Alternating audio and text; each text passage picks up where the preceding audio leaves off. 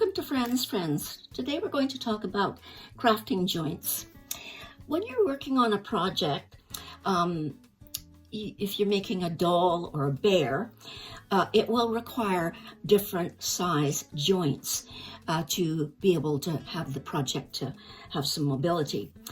And when you go to find these joints in the stores, it's almost next to impossible. So I've come up with an idea of making my own.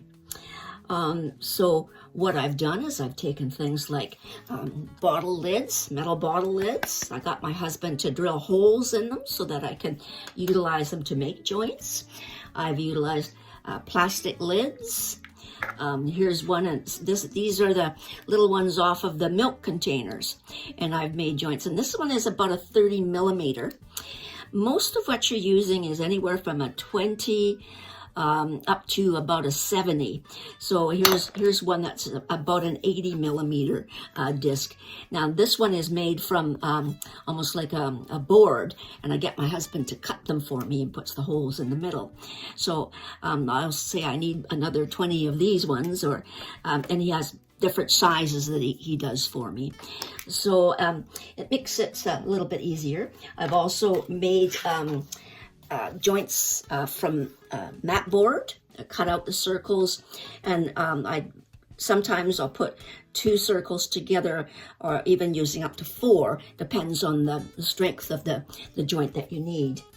I've also even used plastic lids. These are a little bit more wobbly, but you know, they could be used. I have bought joints online, and these ones are different sizes, and they're made, I think, from balsa wood, so they can be used as well. And if you need a larger hole in them, you can just get a little pair of your awl and stick it in and just make it bigger so that you can get your hardware put in with it. So let's look at some of the tools that we use.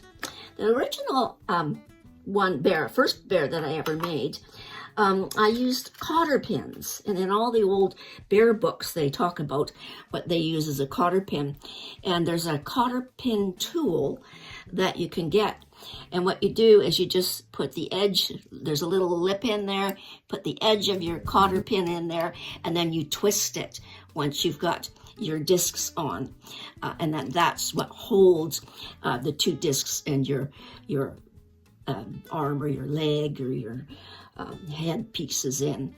So that's one, and I found I didn't like it because it was too awkward to use, and I didn't get that nice, really firm connection between the pieces.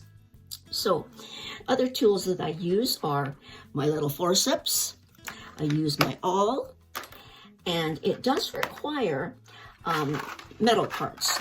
And what we use for that is we use long shanks, screws, and I normally will use anywhere from a 3/4 of an inch to up to 3 inch, depending on the project.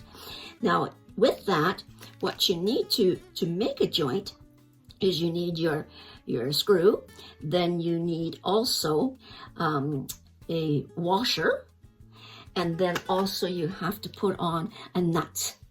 So it consists of your 2 pieces, and then your screw, which goes in through, and then you have your nut, and you have your other piece in here for your washer.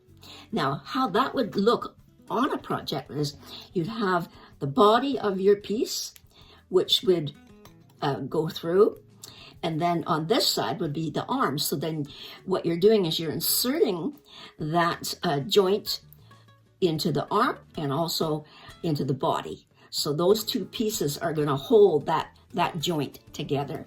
And I'll put a picture in the video that will show you the end results of that. So that's basically some of the things you can do.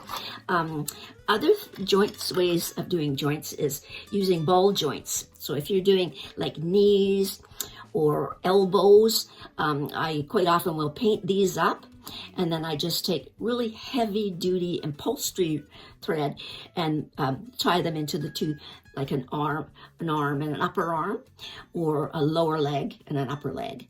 So these I just get online, and they're just little wooden beads, and they can be colored in any different color by just painting them.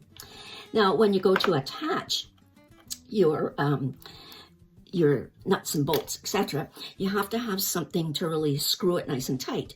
So my husband set me up with, I think in the UK they call them spanners, but I'm not quite sure what we call them here in Canada. But he just goes on like so, and you twist, and that just tightens up and gives you a nice firm connection between your two joints. What I do with my projects is I'll position the arm or the leg to where I want it to stay, and then I just go back in and tighten it up further. So it's a simple way. I think this one's about an 80. As I mentioned, this one is about a 30, and it works really great. You know, it makes it a lot easier when you haven't got access in the stores to different sizes of your joints. And that can be very frustrating, because when you're working on a project, you're gung-ho to go, and you don't want anything to set you back. So what we do now is every time we use up the jars, he keeps the lids, stick them in the dishwasher, and you have different sizes that you can use for joints. The only other thing is when you're using mat board to make them, I found these in a hobby shop. And what they are is just different plastic discs that you can use for different sizes for your joints. So I hope this really helps. I know it's made my jointing experiences much better, and I hope it will for you. So it recycles, no more waste of plastic lids and tin lids, and you've got access to work away on your projects. So thanks for watching.